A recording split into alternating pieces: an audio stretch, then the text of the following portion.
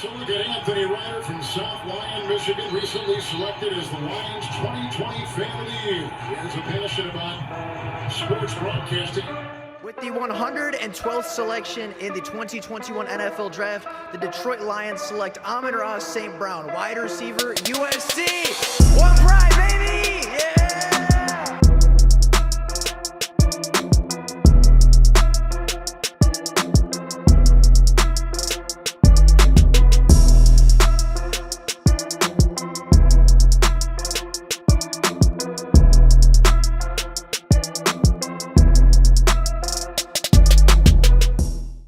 The Detroit Lions are a broken football team. For a team that was once 5-1 to start the season, winning 4 straight games by 14 plus points, a team that once had a commanding lead in the NFC North, and a team that was once ranked as the #1 team in the entirety of the NFL in the 2023 season, is broken. And it is no longer just an Aaron Glenn issue. This is no longer just a defensive issue. This is no longer just a one person, one player, one coach kind of issue for the Detroit Lions. The entire organization is broken. The entire football team is broken. And until the Detroit Lions find a way to turn the ship around, they will not be as successful as they can be. And unless the Detroit Lions can turn things around in the last month of the season, this season will likely go down as one of the biggest failures of the Detroit Lions' recent history due to the expectations set upon them in the preseason. The Lions were looked at one point as an elite football team. They were looked at in the preseason as the heavy favorites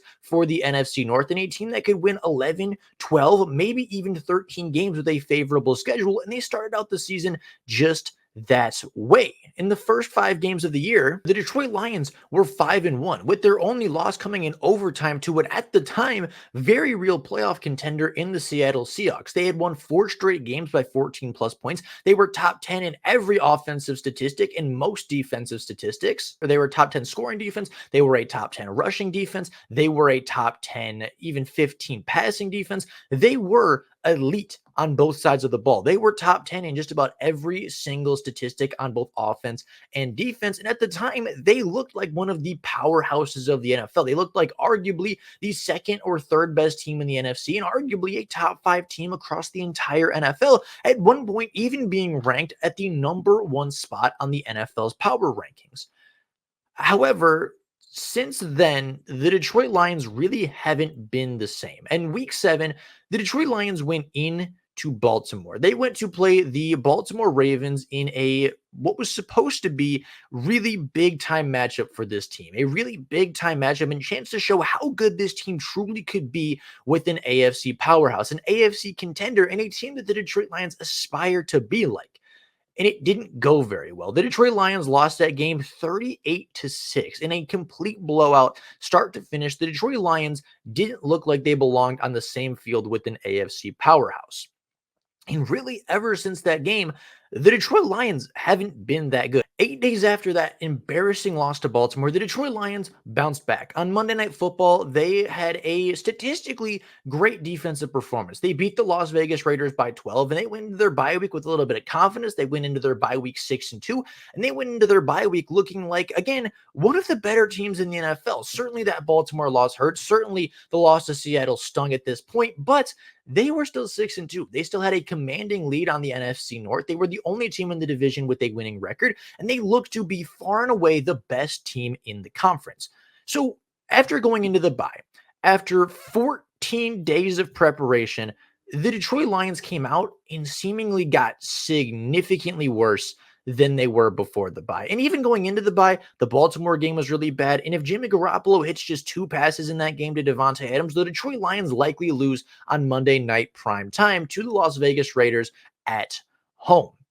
So the Detroit Lions were already starting to show some cracks in the armor, but they were still good. They were 6-2. They had, at that point, again, 5 victories by 12 plus points. They were a good football team playing really, really good football.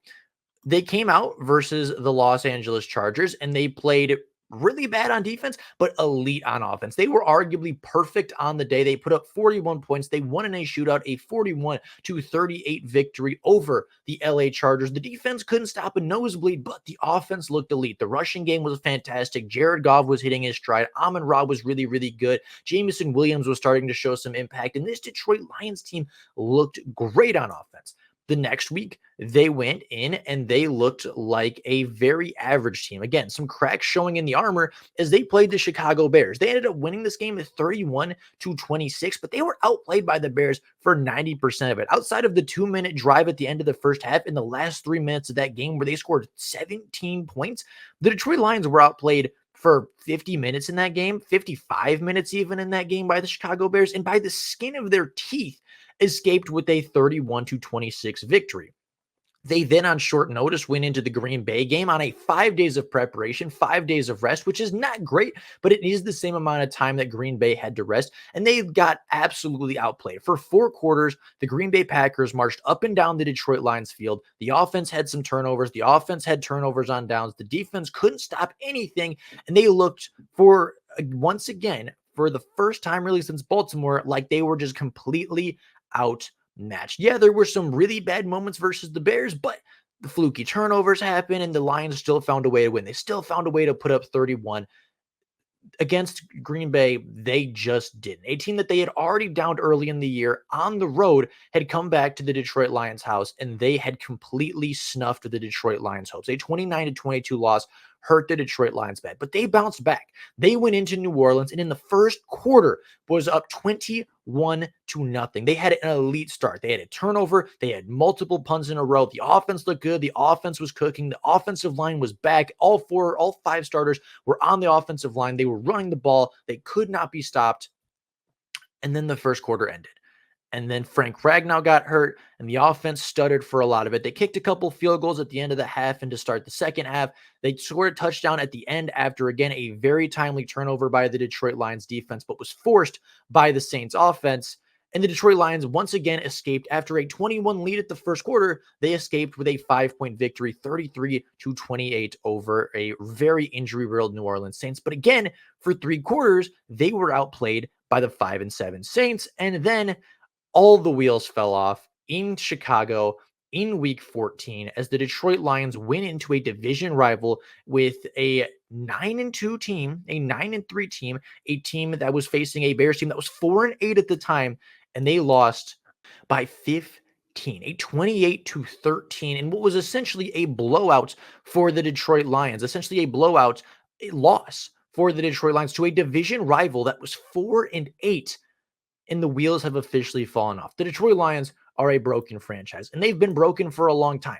They've been broken really since the Baltimore game. They haven't looked like an elite, promising football team since probably the Las Vegas Raiders game, and even then, they needed some luck to escape that game with a victory. The Detroit Lions have gone a month and a half, even 2 months, looking like a subpar football team, looking more like the 1-6 team to open 2022 than the 8-2 team to close out the season. Even though they started 9-3, they don't look like a 9-3 football team. They don't look right now like a 9-4 football team. And we've talked a lot about the defense. We've talked a lot about how the defense is poor, how the defense has hurt the Detroit Lions, but it's not just them anymore.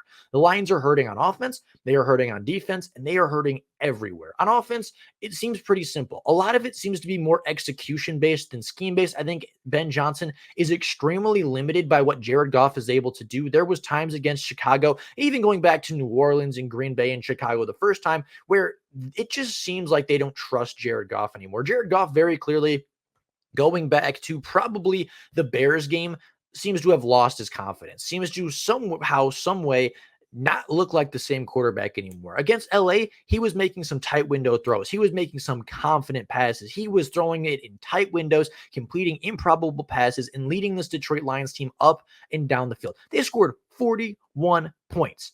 And then they came out versus Chicago, and he threw 3 picks. Not a great game, but at the end of the game, he kind of came in the clutch. He was really good, and the Detroit Lions had an explosive pass game in the last 3 minutes, and Jared Goff looked good. They went into Green Bay. Jared Goff once again really, really struggled. The pressure started to get to him, and the offense seemed to have regressed. The deep passes are gone. The explosive plays are gone. The turnovers are way up, and the Detroit Lions have never been a super explosive offense. The Detroit Lions have had some explosive run plays, but really haven't been a team that has attacked the deep parts of the field very often under Ben Johnson, and part of that is a limitation on Jared Goff. Jared Goff's deep ball is not the strength of his game. It is not the strength of how he plays, and the Detroit Lions have had to work around that for the past 3 seasons. I think now that they have the weapons to go deep, that they have the expectations of, hey, this can be an elite offense, the lack of explosive plays is really hurting this football team, especially over the last month. And it really seems to have come full steam ahead in the last month or so, because against the Bears, he was not very good. He had 3 turnovers. Against the Packers, he had 2 more turnovers. Against the Saints, he didn't have a turnover, but he very much didn't look like a great passer. He had a couple nice plays, 5 or 6 yards down the field, made a couple decent throws, but for the most part, it was short game, it was quick game, and a lot of it had to do with yak, a lot of it had to do with screens, a lot of it had to do with an elite run game, and not a lot of it had to actually do with Jared Goff. And then once again, versus a Chicago Bears defense that is rejuvenated, that is significantly better, and a defense in the Chicago Bears that has forced a lot of turnovers, Jared Goff once again threw 2 picks. Not a great game by him. There were plays where it was 2nd and 9, and he was throwing a check down immediately. There were plays where he had to get the first down. He had to make a tight window throw. And just because the offense wasn't perfect, Jared Goff continued to struggle over and over. The offense isn't explosive. They're extremely conservative. And when you're a conservative offense, turning the football over twice a game, you aren't going to win very many football games, and you're not going to score very many points. And I think a lot of it does stem from the fact that Jared Goff has been off for about a month and a half. And I think a lot of it has to do with some drop concerns. A lot of it has to do with poor execution. And some of it has to do with just the fact that the offense, again, is limited under a quarterback like Jared Goff. But it's not just the offense's fault. The defense has been arguably worse, with a poor scheme, with poor personnel, failure to adjust at the halftime, failure to stop mobile quarterbacks, failure to get off the field in third down situations, and failure to stop teams in the red zone have led the Detroit Lions to be one of the worst defenses in football. You can say what you want about the Detroit Lions offense, but at the end of the day, they still rank top 5 in the NFL in scoring, even after a very poor week, putting up just 13 points versus the Chicago Bears. They're still a top 10 scoring offense. They're still a top 5 probably rushing offense. They are still statistically very, very strong. The defense, not so much. The defense hasn't had a great season all around, but especially going back to about Baltimore week 7 all the way through week 14,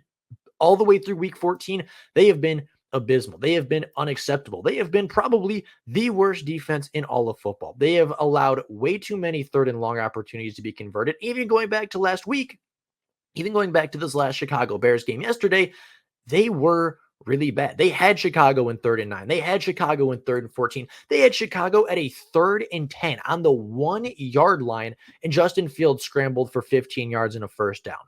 It's unacceptable. And there are times where the defense looks good. I actually thought the defense had one of their better performances this week, despite giving up more points the second time around to the Chicago Bears than the first. I actually thought they played better. I thought they got more pressure. I thought Aaron Glenn called a better game until he didn't, until there was a stunt where Aiden Hutchinson looped inside and nobody took the edge. So Justin Fields said, okay, on 39, I'm just going to scramble out left because I'm the best athlete on the field, and walked into the end zone on 3rd and 9. They ran a stunt and nobody replaced on the edge to contain Justin Fields. So Justin Fields had an easy walking touchdown. That is a scheme issue. The Detroit Lions couldn't tackle. That is a personnel issue, but also a coaching issue. You have to coach your players to tackle. It has to be a big part of your game plan. It has to be a major part of your training sessions if your team isn't doing it well, and it's not happening. The coaching on both sides of the ball has been abysmal, but the defense especially has really let the Detroit Lions down.